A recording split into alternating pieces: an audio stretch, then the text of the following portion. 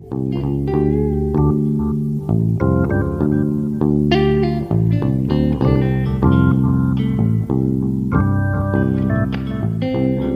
to Keep the Game Beautiful podcast. Each week, I highlight incredible people who are doing amazing things in soccer, the beautiful game. I'm Anna Turi, your host. Thank you for listening. Connecting with Corey Rockwell for this podcast was amazing. He has been such a big supporter of mine. We met at the Terry Vaughn Referee Academy in Iowa, where he shared the keynote with Mark Geiger. I did something a little bit out of my comfort zone when I saw Mark and Corey walking through the lunch line. I got up and asked if they wanted to sit at a table. Soon I got to know them both much better. And when you have lunch with a quality engineer and a high school math teacher, don't get surprised if you find yourself talking about random sampling and statistics. You'll also hear Corey and I talk a little bit about Ted and Christina Uncle. Make sure to listen to Christina's episode, the very first Keep the Game Beautiful interview. I am so lucky to have amazing referees willing to help me in my journey. I know that pro referees will be at the United Soccer Coaches Convention again this year, January in Baltimore. I hope to meet many of the listeners there. I hope you can take the chance to get to know the referees at the pro booth as well.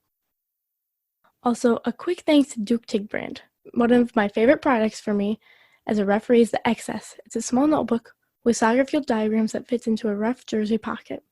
It's perfect to reflect on a match or draw up a scenario to walk through later, or take notes when coaching or assessing other referees.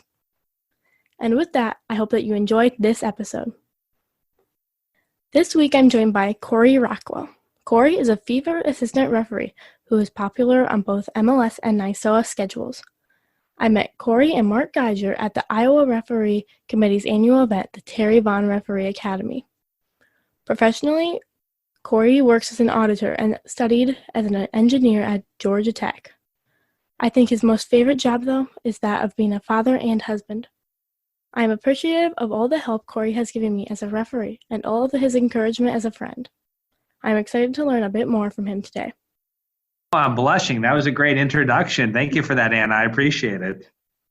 So, in this podcast, Keep the Game Beautiful, each week I start with the same few questions. So first, what does the beautiful game mean to you? Oh, the beautiful game means to me it's a place I go to get away. It's paradise for me. It's where I want to be. It's where I want to be involved, and I can forget about everything else going on, and I can just focus on the 22 players on the field, the beautiful goals, the beautiful saves, and everything going on there. So that's what the beautiful game means to me. Mm-hmm. What are actions or things you do to keep the game beautiful?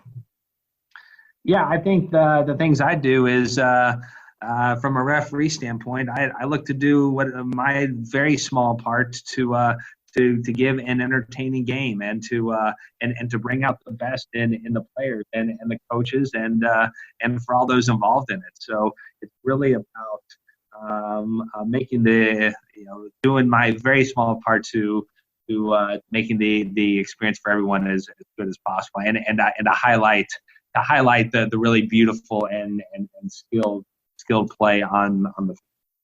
How do you encourage others to keep the game beautiful? Yeah, I think I really encourage others to keep the game beautiful by becoming fans of the game and being fans of whatever league they referee in, whether it's a local youth league. I want to go in and I want to know if it's an under 12 game. I want to know how the teams did last time they played each other, and I want to know how many games they played this week. So it's really about being a fan of the league you're refereeing. I do that with women's college soccer. I'm a big fan of that and proponent of women's college soccer, and I know the coaches, the players, the standings, what happened last time they played. So it's really being as immersed as possible, all the way from the youth level all the way up to the international and MLS level. So it's something you can do at any age and any level. I feel like whenever I'm watching you, I can find both intensity and joy to your work. How else have people described you on the line? Yeah, those are pretty accurate. Sometimes I get chicken with my head cut off, but that's just my style. I think people know my style now, and I get a lot of jokes about the power squats and my tendency to squat down online, but I think when most people would agree when they see me in that position and when the referee sees me in that position, he or she has no doubt I'm 100% zoned in and focused at that moment. So yeah, your description is quite accurate. I would say I literally have more fun refereeing every year, and I didn't think that'd be possible, but it gets more and more enjoyable every year. I know you've ref some pretty high-level games, so could you share just a memory or two of what it was like to work the World Cup in 2018? Sure. I think to even be chosen to go there was unbelievable. And going to Russia, as you heard, Anna, we didn't know whether we were going to even be on the field or not because of the first time ever. The head of referees there said, hey, we're not going to name our starters and our reserve referees. I'm going to be like a coach. I'm going to name my starting lineup just before the game. So we went out there training all the time, and when we got, I think the most unbelievable moment was hearing 48 hours before our game that we were going to get on the field, which is when they announced the assignment. That's something I will never forget. And then, of course, to get on the field and have to do our World Cup game and to absolutely nail it was just an unbelievable feeling. And it feels good to look back on our Russia experience with huge pride. Now, for some people who don't know, how much did you train before the World Cup? Yeah, good question. So our training started months before the World Cup. I mean, we talk about there's training. It's both a little bit of training and it's auditioning. So every game we went out there for us was an audition, and it really started with the Under-17 World Cup in India, which was about 9 months before the World Cup. We had to do well there in order to say, hey, maybe they have a shot. We did well in India, and then we did well in our local games here, in MLS. We did well locally. But the actual training, we had to go to Dubai and do a week of very intense training there, physical testing. We had a different video test every day, and every day we would talk 2 hours about handball. The next day we would have a test and talk 2 hours about offside. The day after that would be 2 hours about serious foul play and a test on that. So we're having to pass all of these physical and video tests along the way. So we did well there, and then we got asked back to go to Italy for a week. And in Italy, it was the same thing. It was more testing, more physical fitness, and and even an 8-hour physical exam by a doctor to make sure we didn't have anything underneath the skin that was wrong with us that could prevent us from being in top physical shape for Russia. So the months and months leading up for that was quite intense. And then once we got to Russia, it was 2 to 3 hours every day on the field. It was classroom sessions, and once again, we felt like we were being looked at and crying out and passing and doing our best to pass these tests every step, every day of the way. So quite an intense and quite a lengthy process for sure.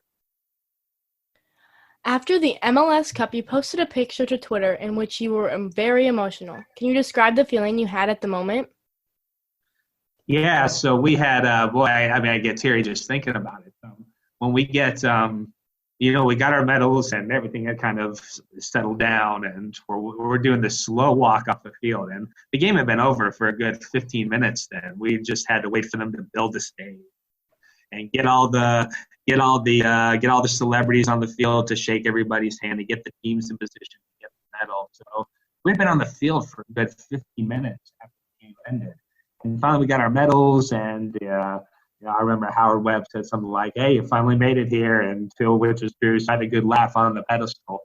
And then we had this long walk, literally the whole length of the field from the pedestal all the way back to our referee locker room. And it was just us. It was the referee team walking together. And when I sunk in, and it was finally walking off the field and knowing that we had nailed it. And it was just hearing even the crowd was just saying, refs, y'all did a great job. And hearing that after waiting for so long was, it was emotional. So yeah, it kind of all sunk in at that point where I was in game mode for so long and really focused on the game and focused on getting the medal and celebrating, but then doing that long walk off. That's when it really hit me. And again, as you can probably tell, it still gets me emotional to this day. What did the outpouring of support you got mean to you? Yeah, that's really what keeps me going is the support both on and off the field. So now the support came in many different ways. When it took me so long to get an MLS Cup, I was a butt of joke of many of my colleagues. Several of my FIFA friends would say to me, "Oh, they would just be talking. Oh, I remember my MLS Cup, back in 2017. Corey, when was your MLS Cup? Oh, that's right, you haven't had one yet." So, so it was that very funny guys type encouragement. This summer, you and Ted Uncle had a game, San Jose versus FC Dallas, where you relied on the VAR for a goal/no goals decision. It seemed like this was a perfect example of how VAR can help. How was the decision received?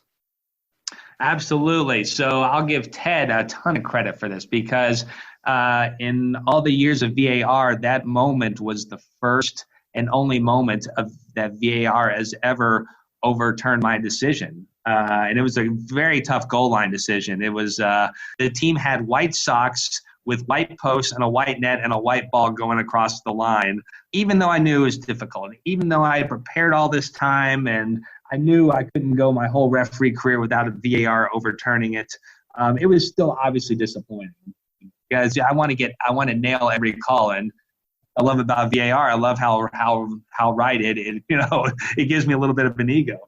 But I was down for sure, and credit to Ted. He, I don't know if he sensed it or if he had prepared for this moment as well. But he said, "Corey, keep your head up. I saw the play. He says on the ref talk on the mic. I saw it's a very difficult decision. You just keep going. Keep on going. Keep your head up." And that really helped me keep focused for the rest of the game, even though there was a huge moment, my first time being overruled by VAR. But really, Ted did a good job to just say those few simple words to keep me focused and keep me going for the rest of the game.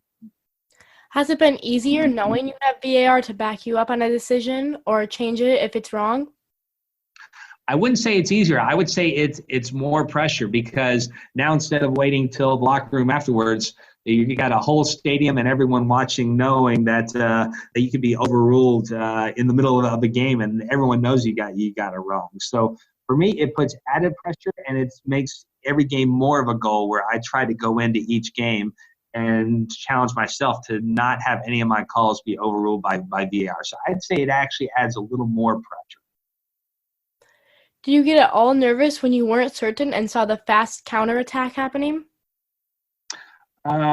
Yes, I do get nervous for sure, and especially if a goal results out of it. And I kind of wait. There's that pause, and then when VAR comes on, it says goal confirmed, excellent decision. I mean, that's a great pump-up moment. In fact, one time I did let out a profanity because I was so happy about it. It was such a tight decision. And I got an email from my boss, Greg Barkey, saying, "Excellent decision. Thank you, Corey. But could you please refrain from profanity when you get a call right? Because now I can't use that clip as a as a good example because it has you cussing in it." So yeah, there is that pump up factor. Yeah, that's the one piece I've had to adjust for sure. Can you tell me a little bit about how you got into refereeing in the first place? Yeah, I got into refereeing basically as a way to earn a little extra money, another way to stay involved. And when I first started, I was doing tournaments. I was doing 6 games a day, 3 days a week, and doing as many games as possible. Then I got to college, and I actually played 2 years in college as a halfback or as a midfielder, and kept playing, but I was refereeing too, and I realized I needed to pay for my college. So I realized I wasn't going to make any money playing. So that's when I switched to refereeing, and I stayed with refereeing all through college. And sometimes I would skip class, and maybe my grades suffered a little bit to referee games, but that's how I was paying for my phone bill and my food and my tuition and my housing. So it literally was the way I got through college. And just kind of stayed with it, and here I am 29 years later, still refereeing soccer.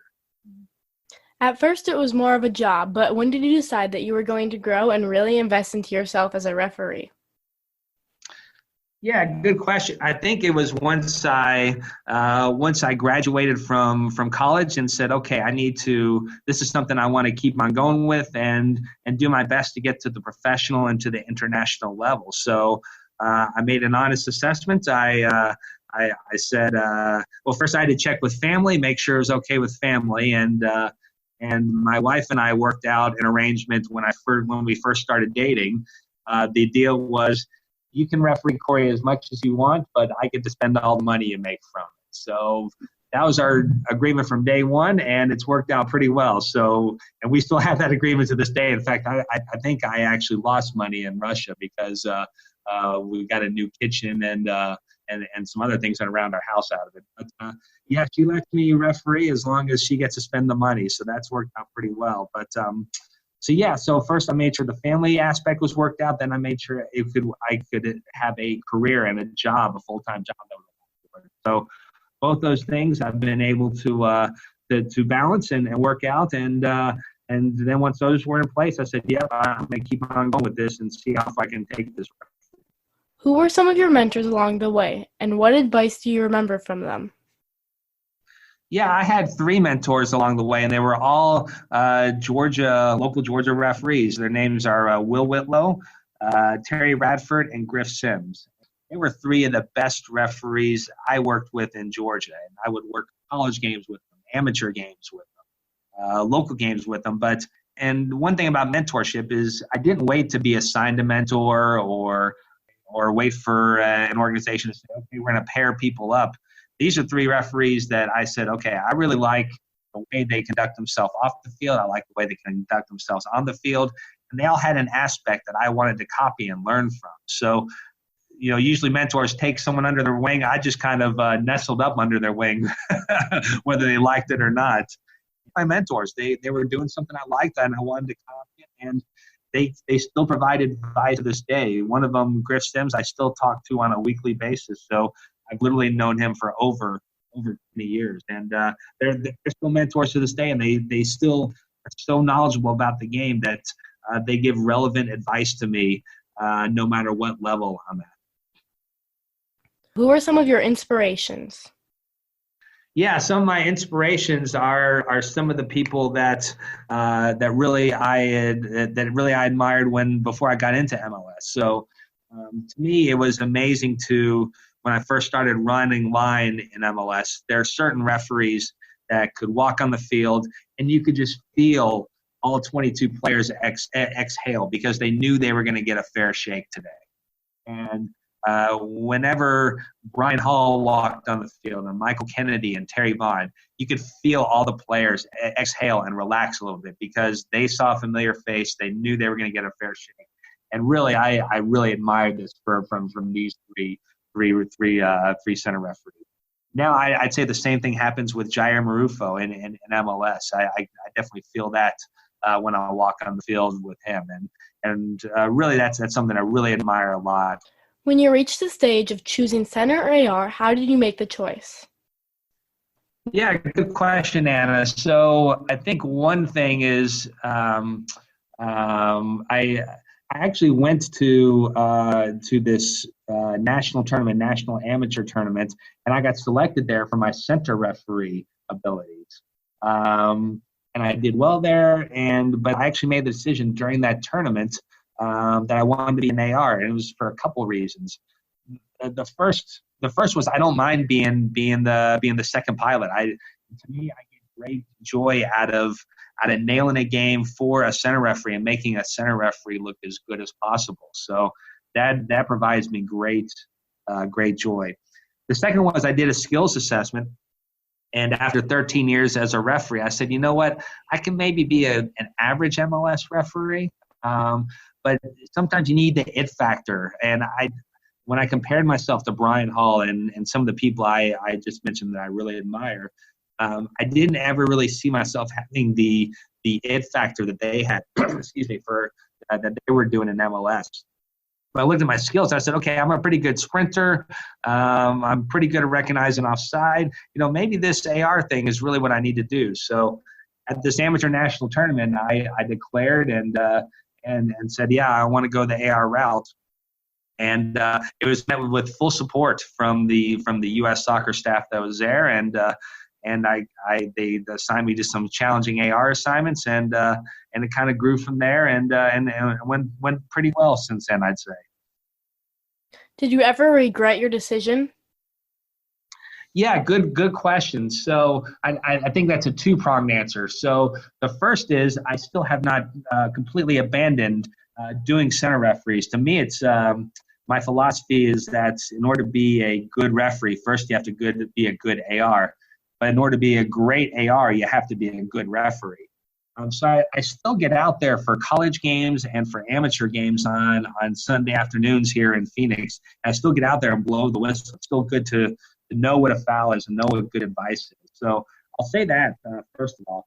But the second thing is I haven't regretted that decision because really I waited 13 years to make that decision. And because I had 14 years of referee experience under my belt, I knew as soon as, once I committed, it was for all the right reasons based on my skills assessment. So given that it took me so long to make that decision, I was quite happy with it and haven't regretted it since then. My dad always jokes that the number one job of the assistant referee is to assist the referee. Are there times where you disagree with the center's decision but go with it anyways? Yeah, good question. So there are some times where I have, and either I stay silent. I should say, staying silent is maybe the wrong term. But let's talk about maybe a basic throw-in decision, and maybe I haven't agreed with her or him in the center about a decision. Now that's not something to insist on. If it's something basic, is that. Now, there have been times or just a handful of times in my referee career where I thought the referee got a no red card decision incorrect. And this is something where I've insisted to them, and I very visibly gave them the information, and I've left it to that referee to change it or not. But once a decision happens, once I've clearly communicated that information, I now leave it to the referee, and then if he or she chooses to take the information or not, I leave it to them and then move on to the next call. But yeah, it's that none of us are perfect every game, of course, and I won't 100% agree with everything, but I will do myself to support without insisting. So assisting without insisting. Have you ever asked for assignments not to work with a particular center again? No, I haven't. That's a good question. So I know it's possible to block to block or say, hey, I don't want to work with this person or that person, but I have not done that. For me, no matter who the referee is, I want to give I want to give 100%. And every game is a new game. So maybe if we haven't worked well in the past, it's up to me to really do what I can to be of more support in the next game. So yeah, interestingly, I know I'm probably in the minority if you were to ask other pro ARs about this, but I have not blocked anybody from working with them. When a player comes to you to complain about a call during a match from the center, how do you respond?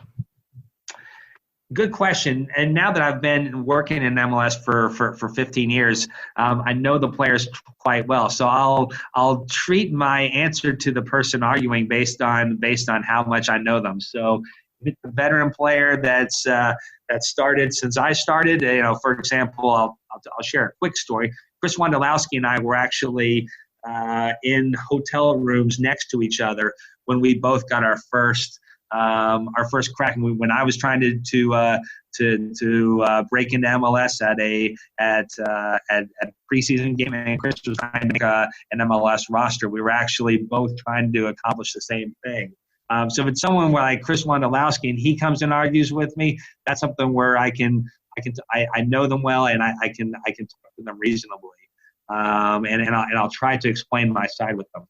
Now, if it's a rookie, someone I don't know, or if it's someone coming at me and I can tell there's fire in their eyes, that's something where I know there's no explaining that can be done. That's just something where I'll look over their shoulder or ignore them or or try to assess the situation very quickly and see how we're maybe if it's a player that's maybe coming at me very hot-headed or a rookie where I know I can't explain to him. It may be a quick that's enough.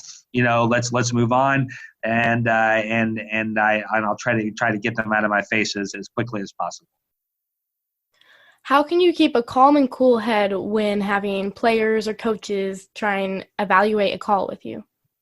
Yeah, I think the main thing is to not get to their level. If they see a look of calmness from me online, that can really help diffuse a situation overall. So the main thing to help diffuse a situation is confidence. If I look hard and I know I'm confident about my call, the players are going to pick up on this. The coaches are going to pick up on this. If there's any doubt, if I show any doubt, and I think this is true with all referees at any level, if you show doubt and you're not sure, and if your body language says, "Oh, I'm not sure about that one," that player or coach is really going to tear you apart, and it's hard to defend when you have a look of uncertainty trying to defend your call. That's what I've always told a bunch of my other, when I've been mentoring referees, that just even if you're not confident, pretend you are.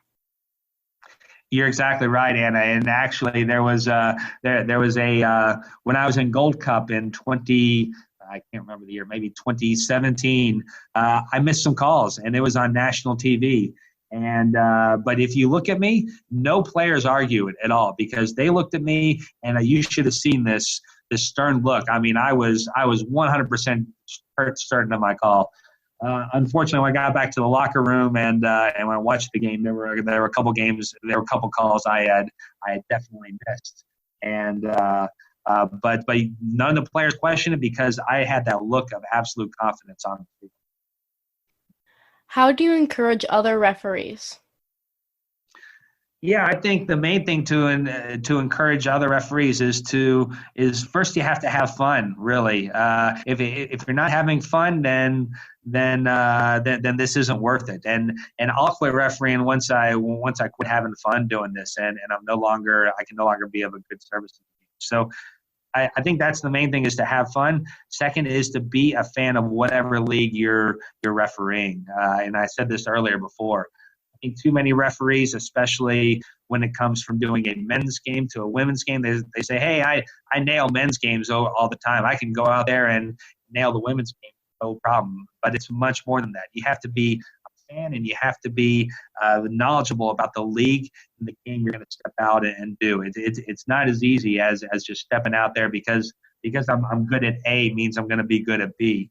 It's not the case at all. You really have to be invested in your league, no matter if it's a youth game, an amateur game, a college game, or a professional. I have recently done a better job adopting a phrase I learned from Christina Uncle, catch and release. How much would knowing this have helped you when you were younger? Yeah, that would have helped a lot because sometimes with this catch and release, you catch and it lingers and it lingers and it lingers and it affects the rest of your game. I think one great example I gave earlier was Ted Uncle. I had that goal line decision that I got wrong. VAR overturned it, but without Ted's support, that's something I would have held on to without releasing it. So when I think about early in my career, there may be situations where I've questioned myself during the game versus really focusing on the next call and getting the next call right. You've worked some amazing games in amazing places. Is there one game you will always remember? Yeah, definitely definitely the MLS Cup. Definitely the Russia, as we've already talked about, the Russia World Cup. And not many people know that I've been a part of as a referee of 7 Division I college cups and 7 Division I Final Fours. And there was one game. You just walked off the field. It was an intense game. It was a 1-goal game, and I left it all on the field. And it was a college game I'll never forget. I think the most memorable games are those games like my World Cup in Russia, like the MLS Cup, even some of my college cup experiences where all the talk is about the quality of play and the beautiful the beautiful goals and the beautiful play that took place on the field. and there's no talk about referee decisions after the game. Those are the most memorable games for me, and the games that stay with. Do you ever see a time where soccer won't be a part of your life anymore? Yeah, when you posed this question to me, this one I thought about a lot, and I don't think there will ever be a time where soccer won't be a part of my life, because I made so many close friends with it, and it's not just referee friends. One of my greatest thrills is I refereed a female player when she was in high school. Then I refereed her when she was in college. Then I refereed her when she was on the national team, and then she ended up being a coach, and I refereed her team as a coach. And then take it full circle, a couple years later, she was the announcer on a game I was refereeing. So seeing like this, where you literally look at a player's progression through 20 years and you still remain friends with them, that's so many little stories like that of both players, coaches, other referees that are such a huge part of my daily life. I don't see soccer ever being separate from my life because I've made so many friends from this beautiful game. Have you ever found the playing level has changed from when you were younger? Yes, I remember when I played, the quality of coaches was lower. And by the way, I had some great coaches, but I'm talking more generally. You look to see what teacher was available or what parent was available to coach. And they're out there given 100% of what they know, but really they didn't grow up with soccer. And now you have a whole group of coaches and really an entire generation who all grew up with soccer and giving 100% to it and really knowing more about the tactics. When I played, it was okay it was more brutal. It was more okay.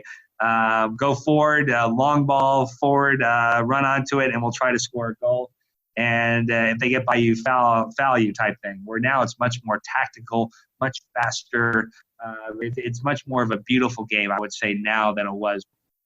As you referee more advanced games, do you still see the same type of things you would see in a 14U game? Things like arguing with a foul and good and bad sportsmanship?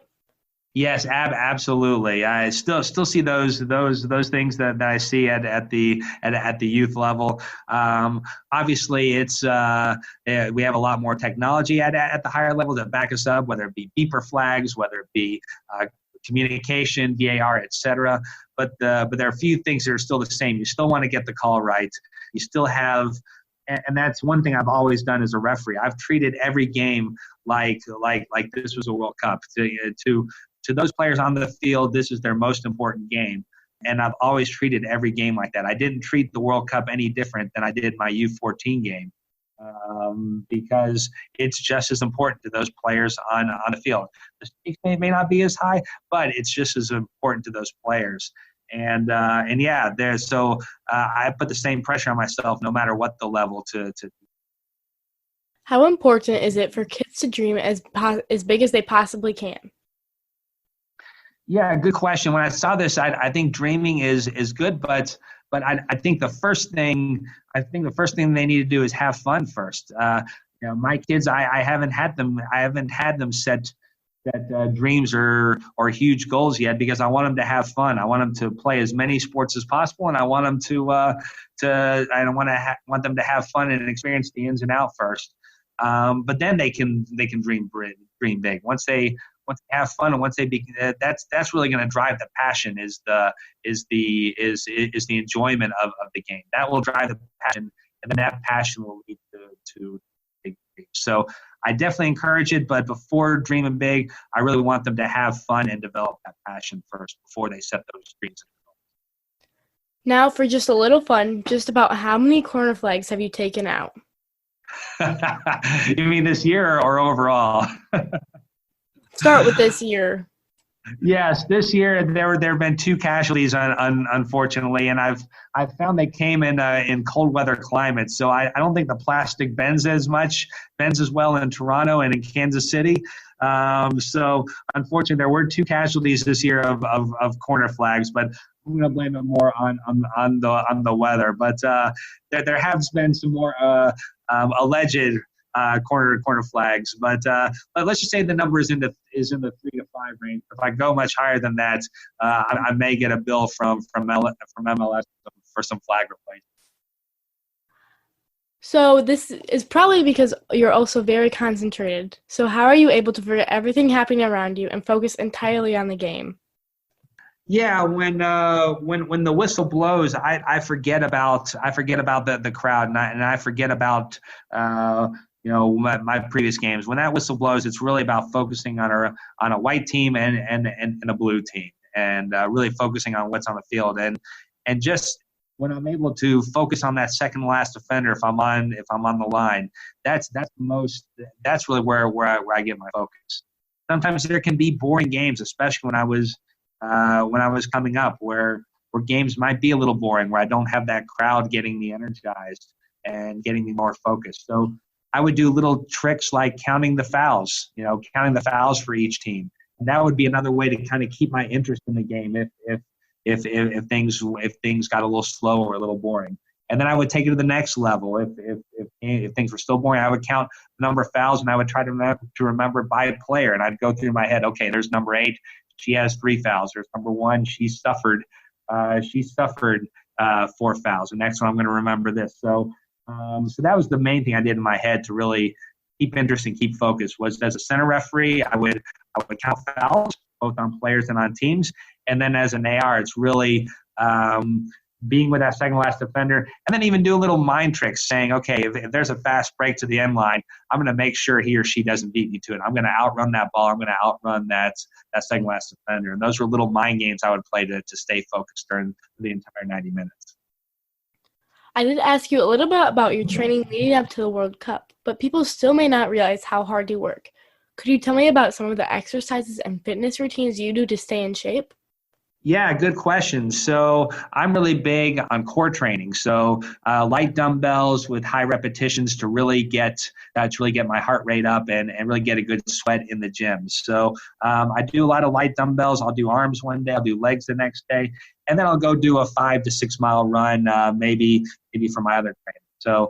So now that the soccer season, I have 6 whole weeks off before pro preseason game. So I'll get about 3 to 4 workouts in per week of about an hour and 15 minutes to an hour and a half per workout. But a lot of it is light dumbbell work and burpees and push-ups and jumping around in the gym and jump rope. So it's a lot of high heart rate light dumbbell activity in the gym.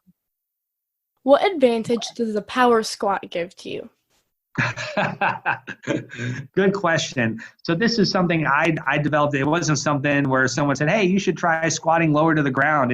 And for me, it helps me get focused. To go back to your previous question, what helps you get focused? Really getting down that tuck position and getting ready for play. That's really helped me. And it's natural for me. It feels good for me.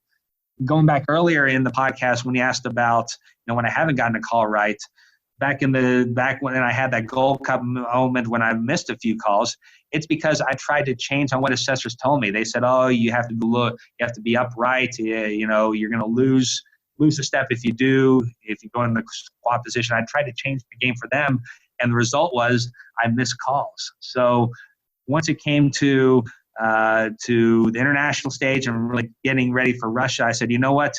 I'm going to do this power squat thing, like it or not, and make Russia, it's going to be with power squat because that really is natural for me. And what center referees have always said is when they look over at me and they see me in that squat position, there's no doubt in their mind that I'm 100% focused. It is a look of focus, and it kind of puts the center referee at ease. They don't have to worry about whether I'm focused or not as a referee when they see an AR or laser focus. Have you always done the power squat, or was it something you adapted when you were working higher level? No, it's something I adapted. So it's not something I always did. For me, as I did more and more games in MLS, that it seemed to become natural for me where I would do that. So it's something that developed over the years. I don't know if it's because maybe I'm a step slower than I was when I was 32 years old, and that helps me get more ready and more in the spring to action position. So yeah, it's something I've developed over the years, and it's not something I can teach to anyone, I guess.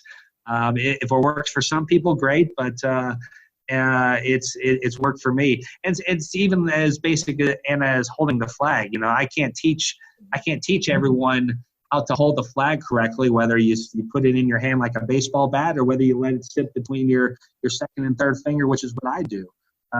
It's kind of come naturally for me. It's come developed as I've done more games, and I've decided, you know what, for me, resting the flag between the second and third finger and works the best for me. It's something I'll teach everyone, but if someone wants to try it, just like if they want to try the power squat and it works for them, I encourage them to do it. Mm-hmm. I think at the Huntington's disease walk, I can't remember who, I was talking to someone, and they also told me about like the holding the flag between the second and third finger. And I tried it out for my game the next day, but it wasn't really my thing.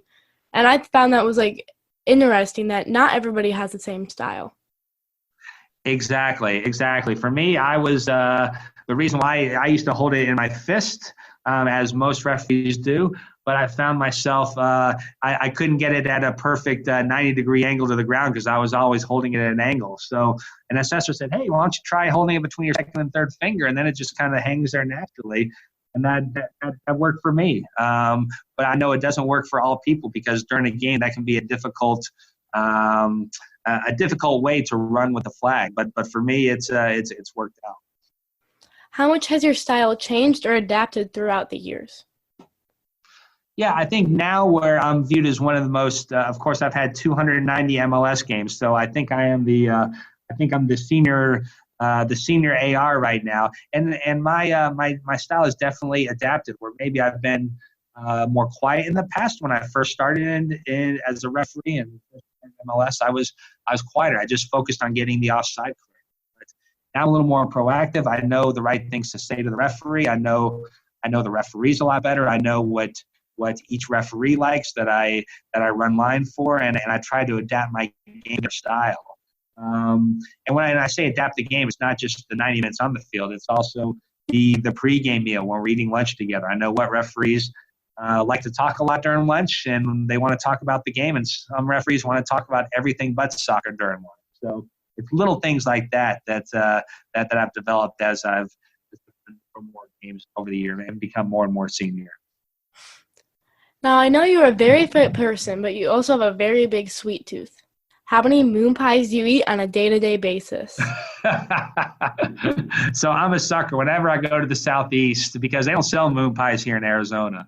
But whenever I go to the Southeast, to Georgia, to Texas, and my college games in Louisiana, Mississippi, etc., that's the first place I'm looking for is the vanilla moon pie because they don't sell them out here. And sometimes my sweet tooth will come out, will take over before a game, and I'll have a couple of those for breakfast versus something much healthier that I should be eating. Was it tough to be away during the World Cup games and not have access to junk food for a few months? Yeah, it was because they were very strict in Russia about what we ate. We had catered hotel meals every day. We ate as a group. But there was one day where Jair said, "Corey, we got to get out of here. We got to go have some. We got to go find some junk food somewhere, and we want to eat sushi." We hadn't eaten sushi for literally over a month, and we snuck out. We decided we're going to skip the referee meal. We were going to go out, and we found a great sushi place in Moscow. Now, we paid a ridiculous amount of money for sushi in Moscow. I mean, imagine the cheapest sushi, the sushi meal costing $30 a plate. It was about 5 times the price, but we didn't care at all. We wanted dessert, we wanted sushi, and we had to have it right now. I tried Waffle House for the first time after I saw your game in Kansas City. It was pretty crazy, a lot like refereeing. What is your Waffle House order? Yes, I can tell you that right away. So I go to Waffle House. I have a bacon and egg sandwich, no cheese. I actually don't eat any cheese. I don't like the piece of cheese. I don't like anything cheese related except for pizza, of course. But I go to Waffle House. I have a bacon and egg sandwich with the egg over hard, and then I'll get a double order of hash browns, scattered, chunked, diced, chunked and diced, and that's my go-to at Waffle House, and of course a Coca-Cola. I'm known in the referee circle for drinking a lot of Coke, In fact, my game day routine is that I always have a Coke with breakfast. Yeah, my sweet tooth is definitely very present. And I should say in Russia, I was very happy that Coca-Cola was a sponsor for the 2018 World Cup because they had hundreds of Coca-Colas that I could get any hour of the day. So that definitely helped my sweet tooth over there in Russia. Do you have any big plans over December? I saw you have a whole month off from games. What will you do with your family during all of this free time? Yeah, that's a good question. So I look back at my calendar, and I've traveled for soccer every month for the past 60 months, and ever since December of 2014. This is my first month off of no planned travel. So I will be in the gym a lot more. I went to the gym during my lunch break yesterday, and I hadn't seen the folks there in a while because I've had so many games, 2 college games in a week, an MLS game, and I'm traveling all the time, so I didn't have time to go to the gym. It was a lot of stuff on my own. So I'll be in the gym actually a lot more often. That's one thing I'll do.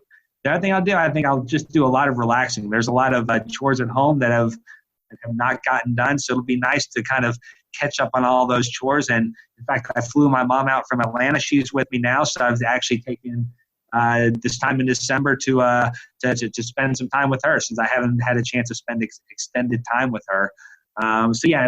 December, this first month off will be a lot of gym time, a lot of family time, and a lot of catching up on the house maintenance chores that I've been putting off for many, many weeks and months.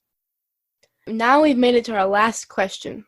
What do you hope people remember about your contribution to soccer and the world? Yeah, I think when it comes to my contribution with soccer, it's just that I'm doing my best out there. I'm giving it 100% every time, and I'm a person just like them. That's why I've been on Twitter, so that people get to know a little bit of the personal side with me. So I hope my contribution with soccer is that I did as well as I could. I treated every game like it was the most important game of my career. No matter what that next game is, it's the most important game of my career, and it's the most important game to those players.